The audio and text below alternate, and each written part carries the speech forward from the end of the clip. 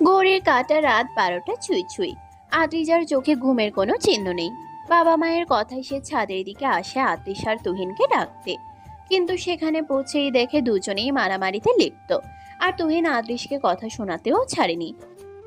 দৃশ্যটি চোখের সামনে ভাসতেই আদ্রিজা দীর্ঘ এক নিঃশ্বাস ফেলে। মনে মনে সে উপলব্ধি করে তার সেই সামান্য একটি ভুলই প্রতিটি সম্পর্ককে আজ ভিন্ন ভিন্ন পথে দাঁড় করিয়ে দিয়েছে। ফ্ল্যাশব্যাক। সকাল সকাল অঙ্ক কষতে বসেছিল আদ্রিজা, কিন্তু কিছুক্ষণ পরেই তার কলমের কালি ফুরিয়ে যায়। উপায় না পেয়ে সে আদ্রিসের ঘরে যায়। ঘরের ভিতরে একবার চোখ বুলাতেই তার নজরে পড়ে বেড সাইড টেবিলের উপর রাখা একটি কাগজ আর একটি কলম। কলমটি তুলতে গিয়ে অসাবধানবশত পাশে রাখা কফির গ্লাসটি উল্টে পড়ে, আর মুহূর্তের মধ্যে কাগজগুলো ভিজে যায়। আদ্রিজা ভয়ে কেঁপে ওঠে।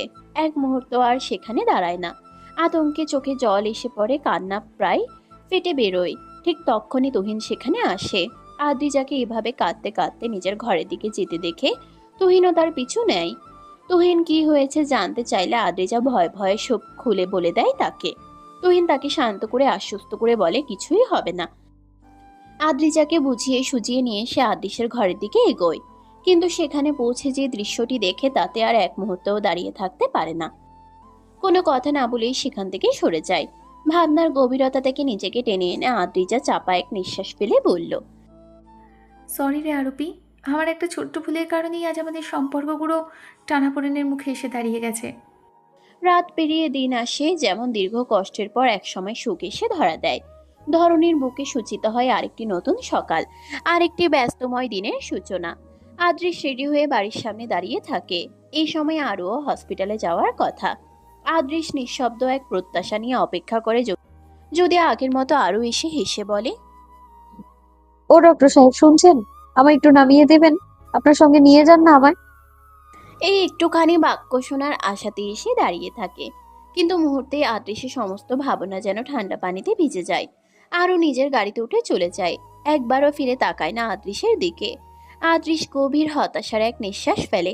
তারপর নিঃশব্দে নিজের গাড়িতে উঠে বসে। হসপিটালে পৌঁছে আরও ড্রাইভারকে গাড়ি নিয়ে ফিরে যেতে বলে। সঙ্গে এইটুকুও জানিয়ে দেয় কল দিলে যেন সঙ্গে সঙ্গে এসে পড়ে। হসপিটালে পা রাখতে আরুর সঙ্গে দুবার দেখা হয়ে যায়। আরুকে দেখেই তুবা বলে, চল ক্যান্টিনে যাই। আরও কিছু না বলে তার সঙ্গে হাঁটতে থাকে। এদিকে আদ্রিস হসপিটালে এসে চারপাশে একবার চোখ বুলিয়ে কোথাও আরুকে দেখতে না পেয়ে সোজা নিজের চেম্বারের দিকে চলে যায়। চেম্বারে ঢুকে রহিমকে উদ্দেশ্য করে বলে, এক কাপ কফি দিয়ে যাও, তার আগে আরোকে আমার চেম্বারে পাঠিয়ে দাও।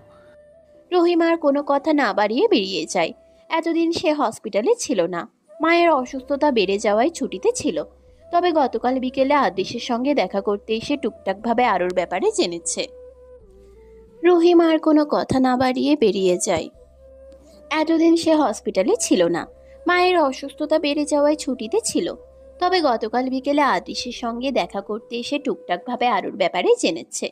রহিম আরুর ডেস্কে এসে তাকে না পেয়ে একজনের কাছে জানতে চাইলে জানতে পারে আরও এখনো আসেনি। তাই সে সরাসরি ক্যান্টিনের দিকে চলে যায়। ক্যান্টিনে গিয়ে দেখে আরু ও তালহা পাশাপাশি বসে চা খাচ্ছে, হাসি ঠাট্টায় মেতে আছে।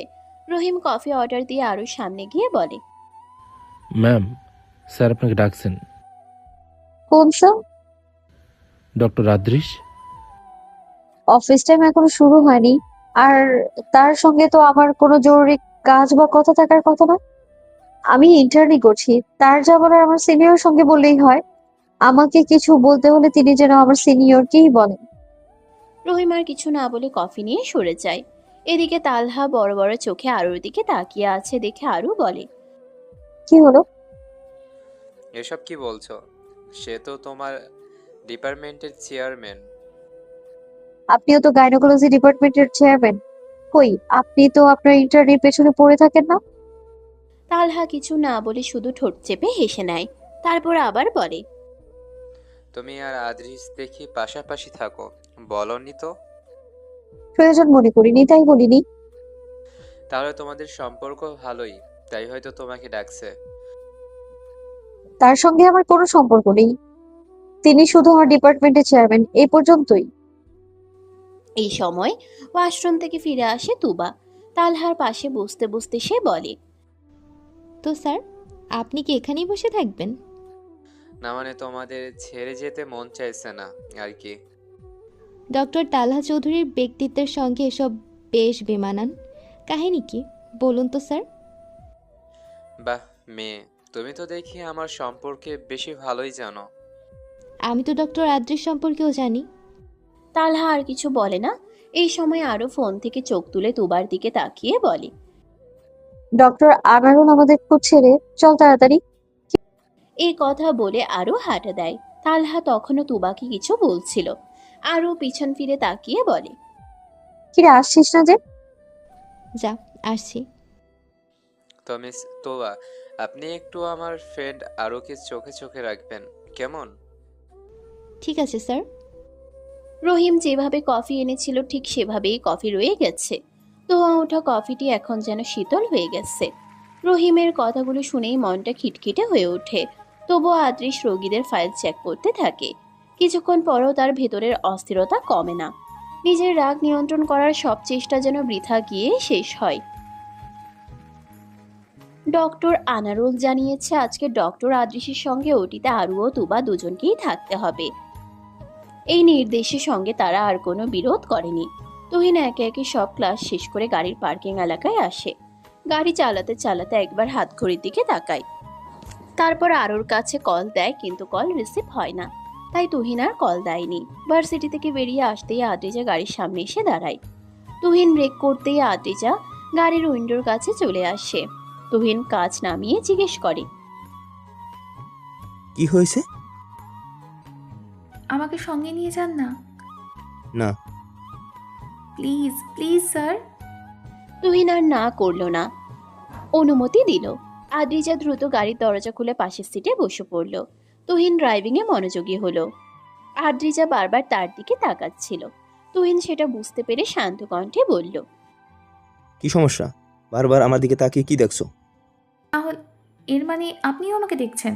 না হলে বুঝলেন কি করে যে আমি আপনাকে দেখছি? মানুষের সেন্স বলতে কিছু একটা আছে। তুমি আমার পাশে বসে বারবার তাকাচ্ছ, সেটা সহজেই বোঝা যায়। আদ্রিজা কিছু না বলে চুপ করে থাকে। তুহিন আরও বলে, তুমি আমাকে বাড়িতে স্যার বলবে না, স্যার শুধু ভার্সিটিতে বলবে। কেন? আমার প্রফেশনালের জায়গায়। তাহলে বাড়িতে দেখা হলে কি বলবো? আগে কি বলতে? তুহিন ভাই। তাহলে বাই বলো, না হলে কোনো কিছু বলার দরকার নেই। আর তুমি আমার সঙ্গে দেখা হলে কথাই বলবে না।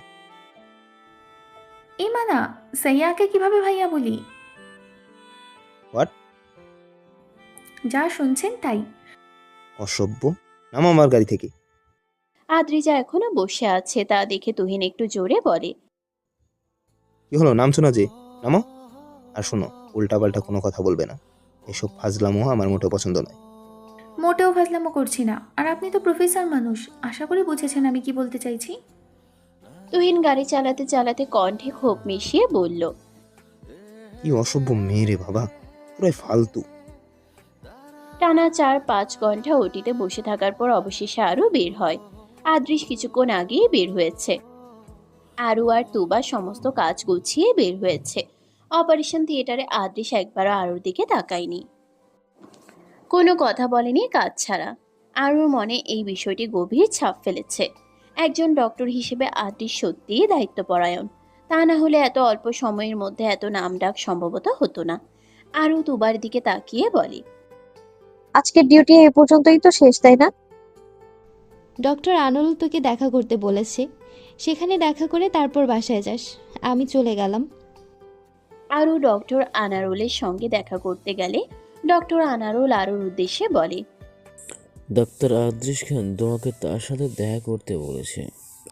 কিন্তু কেন স্যার? আমি তো জানি না, হয়তো কোনো রোগীর কেসের ফাইল নিয়ে কথা বলবে। আর তুমি তো এমনিতেও হুঁশিয়ারি একজন ডক্টর। আরু আর কিছু বলে না। ফোঁস করে দীর্ঘশ্বাস ফেলে হাঁটা দেয় আদ্রিশের চেম্বারের দিকে। অনুমতি নিয়ে ভিতরে প্রবেশ করে। রহিম চেম্বারের ভিতরে থাকায় আদ্রিশ তাকে বাহিরে যেতে বলে। আরু এখনো দাঁড়িয়ে আছে। রহিম বের হয়ে যেতেই আদ্রিশ আরুর দিকে তাকিয়ে বলল, আমি ডেকে পাঠিয়েছিলাম, আসিস না কেন? প্রয়োজন মনে করিনি, আর যা বলার তা তো বলে দিয়েছিলাম। এখানে আমি তোর সিনিয়র। আমি কি অস্বীকার করেছি? কাজের বিষয় হলে আমি আপনাকে সম্মান দিচ্ছি, কিন্তু ব্যক্তিগত বিষয়ে সরি, বাট আমার পক্ষে সম্ভব নয় আপনাকে সম্মান দেওয়াটা। একটু বেশি সাহস দেখাচ্ছিস না? আপনার কি মনে হয় না আমার সাহসটা একটু বরাবরই বেশি ছিল? তা না হলে লাজ লজ্জা ভুলে পুরো এলাকা জানিয়ে কোনো ছেলেকে ভালোবাসি বলতাম নাকি? আদ্রিস চুপ হয়ে গেল। আরু ফের বলল, কিছু বলার থাকলে বলেন। আমাকে এড়িয়ে যাচ্ছিস কেন? আপনার সঙ্গে তো আমার এমন কোনো সম্পর্ক হয়নি যে সেখান থেকে আপনাকে এড়িয়ে চলতে হবে। তালহার সঙ্গে এত কথা কিসের? আমি কার সঙ্গে কথা বলবো বা বলবো না সেটা একান্তই আমার ব্যক্তিগত ব্যাপার। এই বিষয় নিয়ে আপনি বলার কে? দেখ আরু, আমার দেরি হয়ে যাচ্ছে, গেলাম আমি। আরও আদ্রিসকে কিছু বলার সুযোগ না দিয়ে চলে যায়। আদ্রিস নিজের রাগ সংযত করতে গিয়ে হাতের সামনে থাকা কাচের গ্লাস ফ্লোরে ছুঁড়ে দেয়। চারপাশে পানি ছড়িয়ে পড়ে আর কাচের গ্লাস টুকরো টুকরো হয়ে ছিটকে যায়। আজ বিকেল থেকেই গুড়ি গুড়ি বৃষ্টি পড়ছে। চারিদিকে এক স্যাঁতস্যাঁতে গন্ধ। শেলি বেগম চুলোয় সবজির পাকোড়া ভাজছেন। তুহিন আর এনামুল হক বসে গল্পে মশগুল। ঠিক তখনই সেখানে এসে হাজির হলো আরু। আরুকে দেখে শেলি বেগম বললেন, মা, একটু আদ্রিসদের বাড়ি গিয়ে পাকোড়াগুলো দিয়ে আসবি? আরও কিছু বলার আগেই তুহিন গলা উঁচু করে বলে উঠল, ও পারবে না মা, তুমি নিজেই গিয়ে দিয়ে আসো। তুহিনকে আর কিছু বলতে না দিয়ে আরও মৃদু হেসে বলল, থাক না ভাইয়া, আমি দিয়ে আসি, তোর সমস্যা হবে না। বাইরে তখনও গুড়ি গুড়ি বৃষ্টি। এখান থেকে ওখানে কতটুকুই বা দূর, এই ভেবে আরও ছাতা নিল না। মাথায় ওড়না পেতে পাকোড়ার টিফিন বক্স হাতে ধীর পায়ে বেরিয়ে পড়ল। আদৃশ তখন ব্যালকনিতেই দাঁড়িয়েছিল। আর ওকে আসতে দেখে সে ভেতরে ঢুকে গেল এবং গলা উঁচু করে বলল, আম্মু, কফি বানিয়ে আমার ঘরে পাঠিয়ে দাও তো। ঠিক আছে। আন্টি, এই নাও, আম্মু তোমাদের জন্য পাকোড়া পাঠিয়েছে। আমিনা বেগম হাসি মুখে টিফিন বক্সটা রেখে দিলেন। কথা বলতে বলতে কফি বানানোও শেষ হলো। হাতে আর কোনো কাজ না থাকা ইচ্ছে করেই বললেন, আরুমা, আমার একটু কাজ আছে, তুই গিয়ে আদ্রিসকে কফিটা দিয়ে আসবি। ঠিক তখনই সিঁড়ি বেয়ে নিচে নামছিল আদ্রিজা। তাকে দেখে আরো তাড়াতাড়ি বলল, আন্টি, আপনি আদ্রিজার হাতেই দিয়ে দিন, আমি এক্ষুনি বাসায় ফিরি। যখন তখন বৃষ্টি জোরে নামতে পারে, তখন ফিরতে দেরি হয়ে যাবে তো। আরুর মুখে এমন কথা শুনে আমিনা বেগম যেন হতবিহ্বল হয়ে গেলেন। যে মেয়েটা আগে সারাদিন ভাবতো কিভাবে এই বাড়িতে একটু সময় থাকা যায় বেশি, আজ সে নিজেই তাড়াহুড়ো করে চলে যেতে চাইছে। আদ্রিসের কথা তো বাদই দিল। দীর্ঘ এক শ্বাস ফেলে আমিনা বেগম বিফল স্বরে বললেন, আমার ছেলেটার যে কি হবে। আরও আর এক মুহূর্তও দাঁড়ালো না, ধীর পায়ে বাড়ির পথ ধরল। আমিনা বেগম উপায় না দেখে আদ্রিজার হাতেই কফির মগ ধরিয়ে দিলেন। আদ্রিজা ধীরে ধীরে আদ্রিসের ঘরের দরজায় টোকা দিতেই ভেতর থেকে ভেসে এলো। ভেতরে আয়। আদ্রিজার হাতে কফির মগ দেখে আদ্রিসের মেজাজ মুহূর্তেই চড়ে গেল। তুই আসছিস কেন কফি নিয়ে? আমি তো রোজই কফি দিতে আসি। কিন্তু আজ তুই কেন? অন্য কাউকে আশা করেছিলে নাকি? আরু কোথায়? বাসায় চলে গেছে। মা পারলেও না ওর হাতেই কফি পাঠাতে? আগে তো আমি না চাইতে সবসময় পাঠাতো, আর এখন পারলো না। যাকে পাঠাবে সে যদি আসতেই রাজি না হয় তাহলে কি করে পাঠাবে? আদ্রিজা সবটা খুলে পড়ল। আদ্রিস আর কিছু বলল না। আদ্রিজাও চুপ করে ঘর থেকে বের হয়ে গেল। আদ্রিজা বের হতে আদ্রিস ঘরের দরজা বন্ধ করে ধীরে ধীরে বিছানার ধারে এসে বসে পড়ল। কফির মগটা টেবিলের উপর রেখে দিল। তার ছোঁয়া হলো না। ধোঁয়াটা উঠছিল, অথচ তার বুকের ভেতর যেন পাথর চাপা পড়ে আছে। কবে থেকে এমন হলো? এক সময় না চাইতেও আরও এসে দাঁড়াতো এই ঘরে। অজুহাত থাকতো কফি, বই কিংবা অহেতুক কারণে। আর আজ সে নিজেই এ বাড়িতে আসলে কখন তাড়াতাড়ি চলে যাওয়া যাবে তার জন্য মরিয়া হয়ে থাকে। আদ্রিস হাতের মুঠো শক্ত করে চেপে ধরল। রাগটা আরুর উপর নয়, এই সত্যিটা সে খুব ভালো করেই জানে। রাগটা নিজের উপর। এতদিন ধরে সে ধরে নিয়েছিল আরও রাগ হয়তো সময়ের সাথে সাথে আপনা আপনি পড়ে যাবে, কিন্তু সে তো পাহাড় জমিয়ে ফেলেছে। এই পাহাড় ভাঙবে কি করে সে? এক ফোঁটা বৃষ্টি এসে জানালার কাছে পড়ল। আদ্রিস তাকিয়ে রইল। ঠিক এইরকম গুড়ি গুড়ি বৃষ্টির দিনেই আরও বলেছিল, জানেন তো ডক্টর সাহেব, বৃষ্টি আমার অনেক পছন্দের। বৃষ্টি হলে আমার যত মন ভারী থাকুক না কেন তা নিমিষেই হালকা হয়ে যায়। সেদিন সে হেসে উড়িয়ে দিয়েছিল, আর সেই কথাটাই বুকের ভেতর ভার হয়ে বসে আছে। আদৃশ সেই বৃষ্টির দিকে তাকিয়ে বলল, আজকেও বৃষ্টি হচ্ছে, তাহলে তুই কেন পুরনো কথা নিয়ে পড়ে আছিস?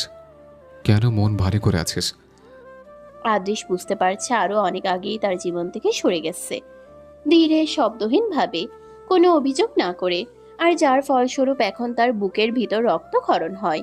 আদৃশ ভাবতে থাকে সেদিনের কথা, ফ্ল্যাশব্যাক। আরও ওভাবে দৌড়ে রুম থেকে বের হয়ে যাওয়ার পর আদৃশ দ্রুত কাগজগুলো শুকানোর ব্যবস্থা করে।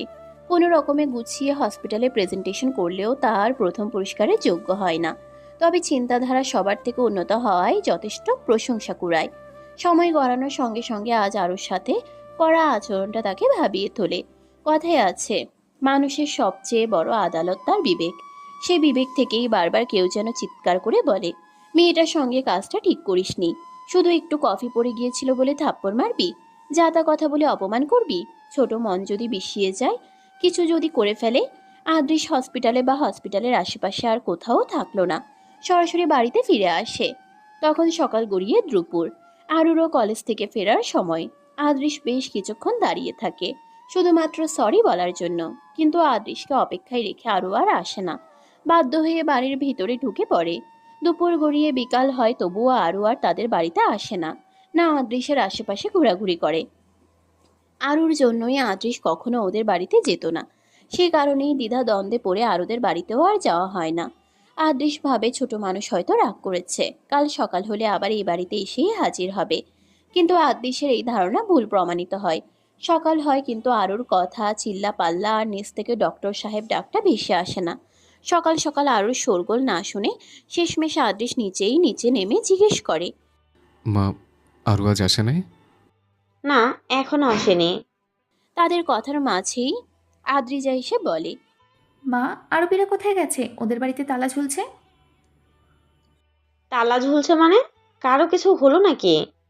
আদৃশ এবার গভীর চিন্তায় পড়ে যায়, দ্রুত তুহিনকে ফোন করে, কিন্তু প্রতিবারই ওপাশ থেকে ভেসে আসে, আপনার কাঙ্ক্ষিত নাম্বারে সংযোগ প্রদান করা সম্ভব হচ্ছে না, অনুগ্রহ করে কিছুক্ষণ পর আবার করুন।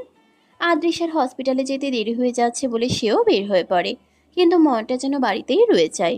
সেদিন সারাদিন শাহ আলম আর আদৃশ বহুবার এনামুল হক আর তুহিনকে ফোন করে, প্রতিবারই একই কথা, নাম্বারটি বন্ধ আছে।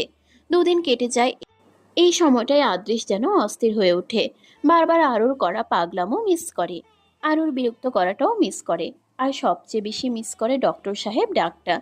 সকাল হলে আর কেউ পেছন থেকে ডেকে বলে না, ডক্টর সাহেব শুনছেন? এই আরুমিতা আরু যে আপনাকে বড্ড ভালোবাসে। তখন এইসব কথা বিরক্ত লাগলেও এখন সেগুলো না শুনতে পেয়ে আদৃশ অস্থির হয়ে পড়ে। সেদিন আর সহ্য করতে না পেরে আমেনা বেগমকে জড়িয়ে ধরে ঢুকরে কেঁদে ওঠে। মা, ও মা, আমার আরও এনে দাও না। ও আমার উপর রাগ করে চলে গেছে। আমি হাত দিয়ে থাপ্পড় মেরেছি, যাতে কথা বলে অপমান করেছে। একটু থেমে আবার বলে, মা, ও মা, তুমি আরও এনে দাও। আমি ওকে কোনো কথা শোনাবো না, কিচ্ছু বলবো না, ওর উপর বিরক্ত হব না, আর চিল্লাবো না। দাও, এনে দাও। আমার আরোকে আমার কাছে এনে দাও না মা। আমেনা বেগম সেদিন কিছু বলেননি। যে ছেলে বই পড়া ছাড়া কিছু বুঝতো না, চঞ্চল বলে যে মেয়েটাকে পছন্দ করতো না, আজ সেই ছেলেই ওই মেয়ের জন্য কাঁদছে। এদিকে শাহ আলম খান ছোটবেলার বন্ধুর খোঁজ না পেয়ে নিজেও উদ্বিগ্ন হয়ে পড়েন, তার উপর ছেলের এমন অবস্থা। আদ্রিজা ভাইয়ের কান্না আর পাগলামো সহ্য করতে না পেরে শেষমেশ সত্যিটা বলে দেয়। কথা শুনে আদ্রিশ রাগ সামলাতে না পেরে আদ্রিজার গালেও একটি থাপ্পড় বসিয়ে দেয়। তখন যদি সত্যিটার সাথে সাথে বলতে, তাহলে আজ এত দূর আসতো না কিছু। কিছুটা রাগান্বিত হয়ে আদ্রিশ কথাটি বলল। আমিনা বেগমও মেয়েকে অনেক কথা শোনান, তবুও আদ্রিশ থামে না। আর ওদের আত্মীয় স্বজন থেকে শুরু করে সবার কাছে খোঁজ নেয়, কিন্তু সবার উত্তর একই, তারা কিছুই জানে না। যে নিজেই নিখোঁজ হতে চায় তাকে কি আর কেউ খুঁজে পায়? আরও চলে গিয়ে আদ্রিশকে বুঝিয়ে দিয়ে যায় তার জীবনে আরও ঠিক কী ছিল। আর না চাইতেও আদ্রিশ সেই চঞ্চল বিরক্তিকর মেয়েটার প্রেমে পড়ে গিয়েছিল। আদ্রিশ অতীতের ভাবনা থেকে ফিরে আসলো। আরুর এভাবে চলে যাওয়াটাই ছিল আদ্রিশের জীবনের সবচেয়ে ভয়ঙ্কর অধ্যায়। আদ্রিশ মাথা নিচু করে বসে থাকে। কফিটা অনেক আগেই ঠান্ডা হয়ে গেছে, ঠিক যেমন কিছু সম্পর্ক হওয়ার আগেই ভেঙে যায়, কিছু বুঝে ওঠার আগেই। আদ্রিশ চোখ বন্ধ করে দীর্ঘশ্বাস নেয়। এই প্রথম তার মনে হয় হারানোর পর বুকের ভেতর যে ভাঙনের শব্দটা আসলে নীরবই হয়। মাঝে কেটে গেছে 3-4 দিন। এই কদিন আদ্রিস কিছুটা ব্যস্ত ছিল, তাই সেভাবে আরুর সঙ্গে কায়দা করে উঠা বসা করতে পারেনি। তবে প্রতিনিয়তই সে আরুকে নজরে রেখেছে। কোথায় যাচ্ছে, কার সঙ্গে কি করছে, সব খবরই তার জানা ছিল। এই 3-4 দিনের মধ্যে যদি কোনো পরিবর্তন ঘটে থাকে তাহলে সেটা একটাই, আরুর সঙ্গে তালহার তুবার সম্পর্কটা চোখে পড়ার মতোই ঘনিষ্ঠ হয়ে উঠেছে। আর তালহার সাথে আরুর ঘনিষ্ঠ হওয়ার বিষয়টা আদ্রিসের একদমই পছন্দ হয়নি। আরু আর তুবা সবে কয়েকজন পেশেন্টের ইনফরমেশন কালেক্ট করে চেক করে ডক্টর আনারুলের হাতে দিয়ে বাইরে এসে কথা বলছিল। তালহারও আজকের মতো সব পেশেন্ট দেখা শেষ, বাড়ি ফেরার পালা। আরু আর তুবাকে কথা বলতে দেখে তালহাও দাঁড়িয়ে পড়ে। কি অবস্থা তোমাদের? হাসি মুখে কথাটা দুজনের উদ্দেশ্যে বলল তালহা। তুবা বলল, ভালো। আরও শোন, আমি না ভেতরে ব্যাগ রেখে আসছি, তুই থাক, আমি নিয়ে আসছি। শেষের কথাটা তুবা আরুর দিকে তাকিয়েই বলল। আরু উত্তর দিল, তাড়াতাড়ি আসিস। চলো তোমাকে বাড়িতে নামিয়ে দিয়ে আসি। ড্রাইভারকে ফোন করে আসতে বলেছি, এখনই চলে আসবে হয়তো। ঘড়ির দিকে তাকাতে তাকাতে কথাটা বলল আরু। তালহা কিছু বলল না। দুজনের মাঝেই নীরবতা নেমে এলো। সেই নীরবতা ভেঙে তালহা বলল, আরও বিয়ে করবে?